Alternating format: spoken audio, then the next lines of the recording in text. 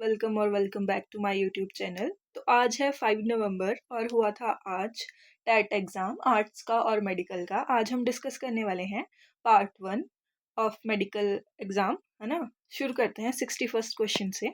61st question बोल रहा है the sum total of chemical reactions occurring in human body is called. तो जितनी भी केमिकल रिएक्शंस होती हैं ह्यूमन बॉडी में और उसका सम टोटल, उसको क्या बोला जाता है? उसको बोला जाता है मेटाबॉलिज्म। तो इसका राइट आंसर है ऑप्शन नंबर ए। और मेटाबॉलिज्म जो है होता है वो दो टाइप का होता है, एक होता है कैटाबॉलिज्म और एक होता है एनाबॉलिज्म, जो यहाँ पे दिया हुआ है। अब कैटाबॉलिज्म में क्या होता है? सी फॉर कैट, है ना। सी फॉर काट पीटा, मतलब यहाँ पे क्या हो रहा है कि ब्रेक डाउन होती है। जैसे जो ग्लाइकोलिसिस की प्रोसेस है इसमें ग्लूकोज ब्रेक डाउन होता है। किसमें ग्लूकोज ब्रेक डाउन होता है? पायरुवेट में, है ना। और एनाबॉलिज्म क्या होता है? उस चीज़ को समेटने वाला, राइट। होम्योस्टेसिस क्या होता है? होम्योस्टेसिस का मतलब है कि कोई भी ऑर्गेनिज्म जो है अपना बॉडी टेम्परेचर मेंटेन करके रख रहा है डिस्पाइट की आउटर टेम्परेचर जो भी है इन्वायरमेंट में जो भी टेम्परेचर हो रहा है। इसी के बेसिस पे एनिमल्स को हम डिवाइड कर सकते हैं किस में। एक होते हैं होम्योथर्म्स और एक होते हैं पोइकिलोथर्म्स, राइट। तो जो होम्योथर्म्स होते हैं वो अपना इंटरनल टेम्परेचर मेंटेन करके रखते हैं, इनको बोलते हैं वार्म ब्लडेड एनिमल्स। इनमें एग्जांपल आ जाता है मैमल्स का। और जो दूसरे वाले होते हैं उनको बोलते हैं कोल्ड ब्लडेड, जो अपना बॉडी टेम्परेचर चेंज कर सकते हैं विद द एक्सटर्नल इन्वायरमेंट। इसमें एग्जांपल आ जाता है एम्फीबियंस का और रेप्टाइल्स का, राइट। नेक्स्ट क्वेश्चन है an association between roots of higher plants and fungi is called. तो फंजाई और रूट्स ऑफ हायर प्लांट में जो एसोसिएशन पाई जाती है उसको क्या बोलते हैं? तो इसका राइट आंसर है ऑप्शन नंबर सी, जो कि है माइकोराइजा। तो ये पाया कहाँ जा रहा है? ये पाया जा रहा है जिम्नोस्पर्म्स में, राइट। तो जिम्नोस्पर्म्स की बात करें तो उनमें पाई जाती है टैप रूट, और जो टैप रूट है उसमें डिफरेंट डिफरेंट एसोसिएशन पाई जा सकती हैं, राइट। जैसे यहाँ पे हो गया माइकोराइजा का एग्जाम्पल। तो माइकोराइजा क्या करता है? ये फंगस के साथ प्लांट की एसोसिएशन होती है। और फंगस क्या प्रोवाइड करता है? वाटर प्रोवाइड करता है प्लांट को। और ये एक क्या है? ऑब्लिगेट रिलेशनशिप है। ऑब्लिगेट का क्या मतलब है कि एक जो है वो दूसरे के बगैर नहीं रह सकता। और इसका एग्जाम्पल कहाँ पे आता है? पाइनस में आता है, राइट। और दूसरी एक और एसोसिएशन पाई जाती है जिसको बोलते हैं कोलेरॉइड रूट्स। और ये कहाँ पाई जाती है? ये होती है एंटू फिक्सिंग बैक्टीरिया। जैसे हो गया एग्जाम्पल साइनोबैक्टीरिया का। और ये पाया कहाँ जा रहा है? ये पाया जा रहा है साइकस में, राइट। नेक्स्ट क्वेश्चन है C appear to be red due to the rapid multiplication of. तो जो सी टाइड्स हैं वो कभी कभी कैसी हो जाती हैं? रेड हो जाती हैं। तो ये किसकी वजह से होता है? तो ये होता है ग्वाइनोलेक्स, जो कि है रेड डाइनोफ्लैजिलेट, राइट। तो इसका ऑप्शन हो जाएगा राइट, ऑप्शन नंबर ए, है ना। तो जो ग्वाइनोलेक्स है और जो डेस्मिड है ये दोनों किस किंगडम में आते हैं? ये आते हैं किंगडम प्रोटिस्टा में, राइट। और जो ग्वाइनोलेक्स है वो है एक डाइनोफ्लैजिलेट। तो नाम ही सजेस्ट कर रहा है डाई, डाई मतलब दो। यहाँ पे कितने फ्लैजिला पाए जाएंगे? दो फ्लैजिला पाए जाएंगे, राइट। एक होगा लॉन्गिट्यूडनली और एक होगा ट्रांसवर्सली, राइट। और जो डेस्मिड है, डेस्मिड पाया जा रहा है, कौन सा फाइलम आता है यहाँ पे? यहाँ पे आता है क्राइजोफाइट। और ये इसको डेस्मिड को बोला जाता है क्या? Golden algae, right. और स्पाइरो वगैरह क्या है? ये एक एल्गे है जो फिलामेंटस है, राइट। नेक्स्ट क्वेश्चन है question number 64, xylem of gymnosperms lack. तो जो जिम्नोस्पर्म्स होते हैं उनका जो जाइलम है उनमें क्या नहीं पाया जाता है? तो इसका राइट आंसर है ऑप्शन नंबर बी, जो कि है जाइलम। क्वेश्चन है fusion of gametes which are dissimilar in size is termed as. तो ऐसे गैमीट्स जो कि डिफरेंट है साइज में, तो उनको क्या बोलते हैं? उनको बोलते हैं अनाइसोगैमी। अनाइसोगैमी में क्या होता है? जो मेल होता है वो होता है स्मॉल, और फीमेल कैसी होती है? लार्ज होती है। ऊगैमी जैसे ये एक सेक्सुअल रिप्रोडक्शन है जहाँ पे जो फीमेल गैमीट है वो नॉन मोटाइल होगा और जो मेल गैमीट है वो मोटाइल होगा, राइट। नेक्स्ट क्वेश्चन है which of the following is the largest isolated single cell. तो यहाँ पे पूछा गया है कि लार्जेस्ट आइसोलेटेड सिंगल सेल कौन सा है? तो इसका राइट आंसर हो जाएगा ऑप्शन नंबर सी, जो कि है ऑस्ट्रिच एग, है ना। अगर आपसे पूछा जाए कि लॉन्गेस्ट सेल कौन सा है, तो लॉन्गेस्ट सेल है हमारा नर्व सेल, जिसको बोला जाता है न्यूरॉन, है ना। और जो आरबीसी है, आरबीसी का लाइफ स्पैन कितना होता है? 120 डेज होता है। इसमें पाया जाता है हीमोग्लोबिन, और हीमोग्लोबिन की वजह से इसमें कैपेसिटी होती है कि ऑक्सीजन को कैरी कर सके और ये होते हैं बाइकनकेव शेप के, राइट। और अगर बात की जाए माइकोप्लाज्मा की, तो माइकोप्लाज्मा को बोला जाता है joker of plant kingdom. Next question है प्रोकैरियोटिक राइबोसोम्स आर। तो जो राइबोसोम्स हैं उनको क्या बोला जाता है? उनको बोला जाता है कि ये प्रोटीन फैक्ट्री हैं, यहाँ प्रोटीन की सिंथेसिस हो रही है। ये जो होता है फ्री फॉर्म में भी हो सकते हैं और ये एसोसिएटेड भी हो सकते हैं। जैसे जब ये ईआर के साथ एसोसिएटेड होते हैं तो रफ एंडोप्लाज्मिक रेटिकुलम बनाते हैं। तो यहाँ पे हमसे पूछा गया है कि जो प्रोकैरियोट्स में राइबोसोम पाए जाते हैं वो कौन से होते हैं। तो इसका राइट आंसर है ऑप्शन नंबर सी, जो कि है 70S। अब ये एस क्या है? एस है स्वेडबर्ग यूनिट, जो डिनोट करती है कि ये सेडिमेंट किस रेट से हो रहे हैं। ये जो 70S सब यूनिट होती है, ये किस किस चीज़ से बनी होती है? ये दो सब यूनिट से मिलके बनी होती है। एक होती है लार्ज सब यूनिट और एक होती है स्मॉल सब यूनिट। जो लार्ज सब यूनिट है वो है 50S, राइट। और स्मॉल सब यूनिट है वो है 30S, राइट। और अगर प्रोकैरियोट्स की बात करें तो प्रोकैरियोट्स में कौन से टाइप के राइबोसोम्स पाए जाते हैं? तो प्रोकैरियोट्स में पाए जाते हैं 80S, है ना।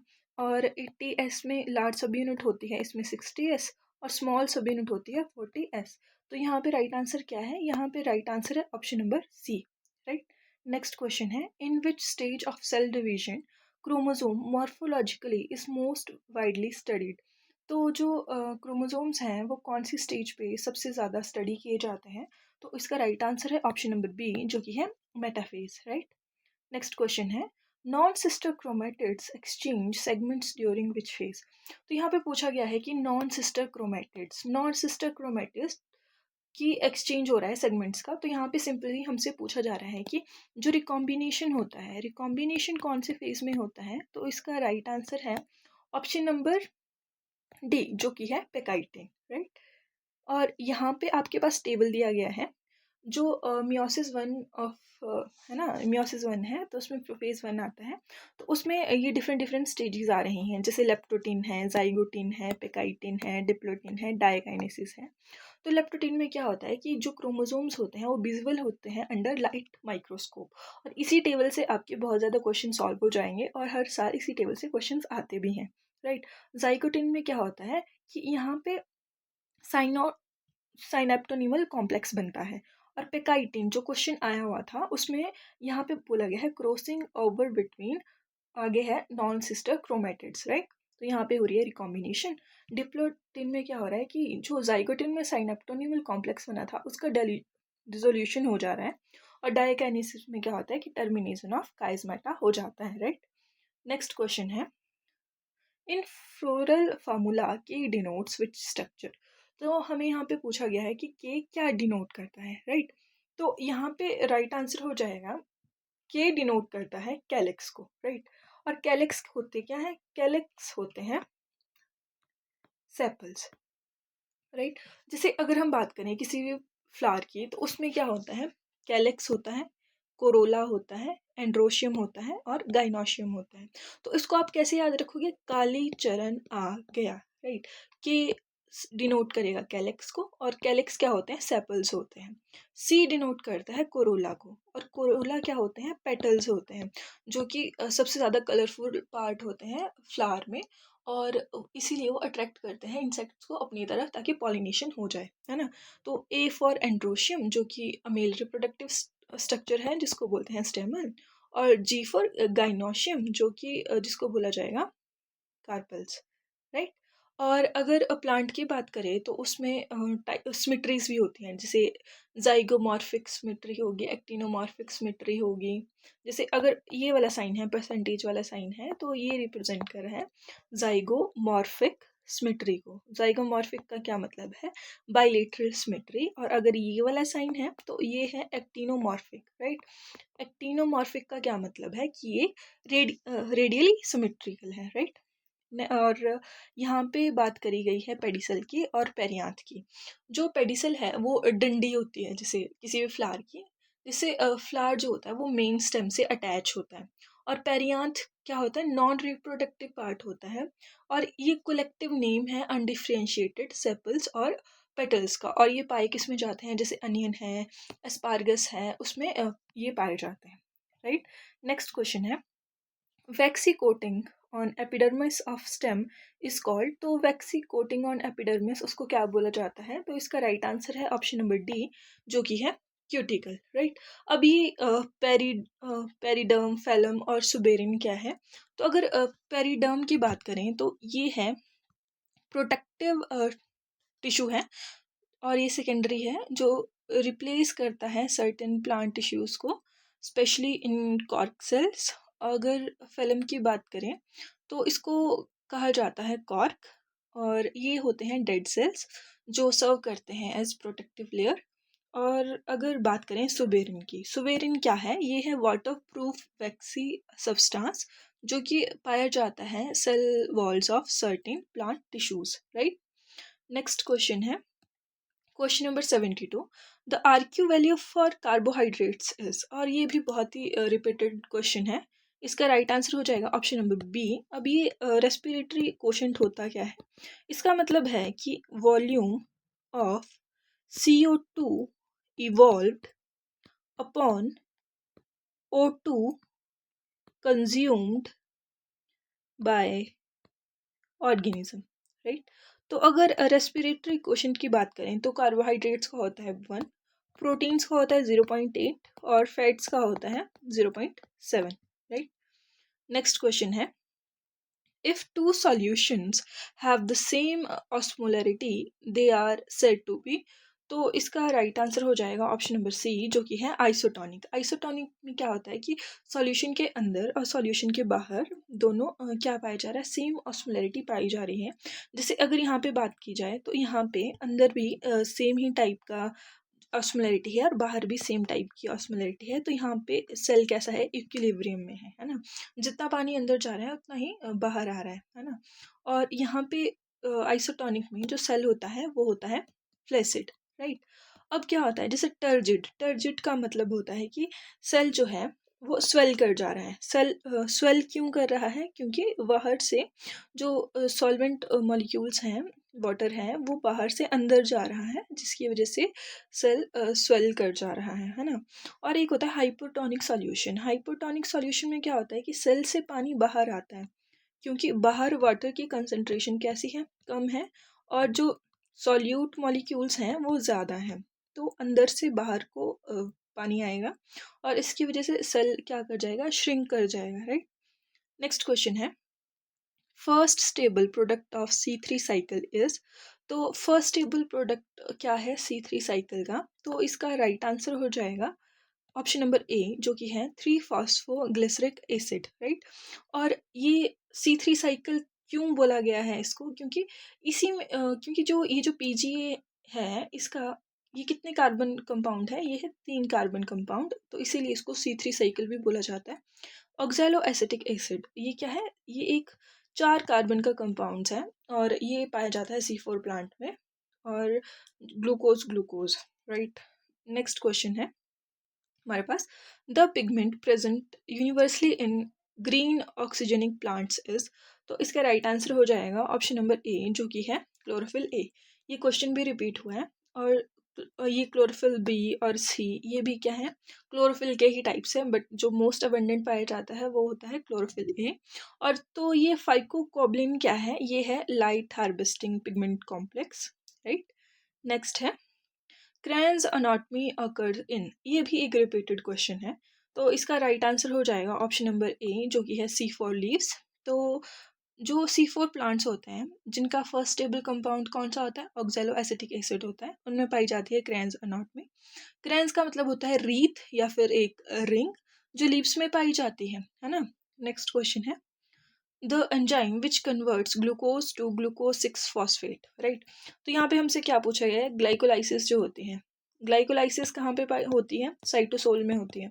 तो जो उसका फर्स्ट स्टेप है जिसमें जो ग्लूकोज है उसको ग्लूकोज 6 फॉस्फेट में कन्वर्ट किया जाता है, तो वो कौन करता है? तो इसका राइट आंसर हो जाएगा ऑप्शन नंबर सी, जो कि है हेक्सोकाइनेज, राइट।